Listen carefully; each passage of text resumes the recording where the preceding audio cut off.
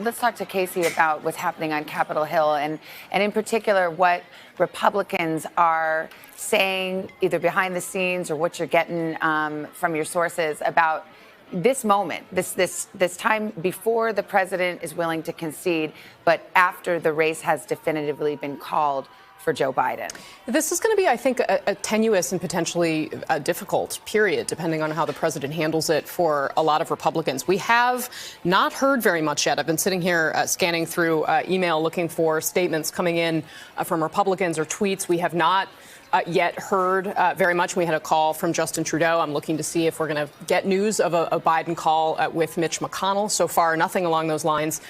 So I do think that they are going to face a reckoning with this president, and how they respond to what he does in this period is going to be pretty critical. We're also, Casey, I'll give you a John Cornyn response. Republican Literally, senator from Texas. Georgia Senate yes, races? the first thing was submitted by any Republican senator right after the call, John Cornyn on Georgia. Democratic majority in the Senate would cinch the radical agenda of the left. They must be stopped on January 5th in Georgia. The point is that is the way that some elected Republicans will be able to sort of straddle the Trump base, who may have some anger about them, and working with a Biden administration and accepting the fact that that is what's coming. They concentrate their efforts on the political fight. Sort of move past exactly, and this is sort of President Trump's problem here. If he wants the party to rally around him to contest this, the rest of the party is going to move on to say, no. We want to make sure we have divided government over here. And for those folks who may not have been following every single twist and turn, the presidency has been decided. Obviously, Joe Biden is the president-elect.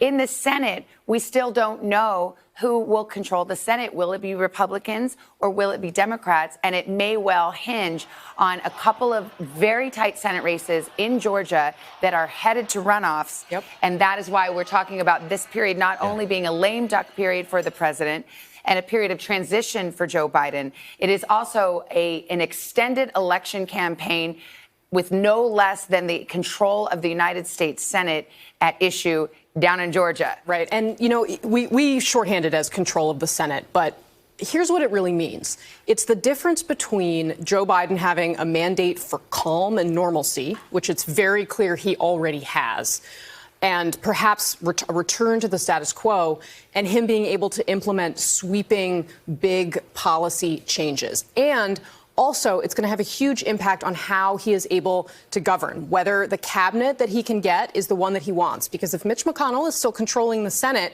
remember, they have gotten rid of, in recent years, the filibuster. Now, what does that mean? It means they only need 51 votes for this. And so Republicans would be able to block, with their majority, Joe Biden's cabinet nominees, any future Supreme Court nominees. So what Democrats are looking for here is they're looking to see, is Mitch McConnell going to blockade all of that? Because Joe Biden's first 2 years as president look very, very different if Republicans control the Senate than they do if Democrats are going to be able to pull out these two races in Georgia. So we are all going to be focused on that for the next couple of months. And Republicans, you can already see them, Chuck, to your point, they're saying, if this is a radical administration, we got to put a check on this radical left. That also, I think, is going to be something that the Biden team is thinking about. They're not going to want to give any indications. They're going to want to protect themselves from that accusation in the next 2 months.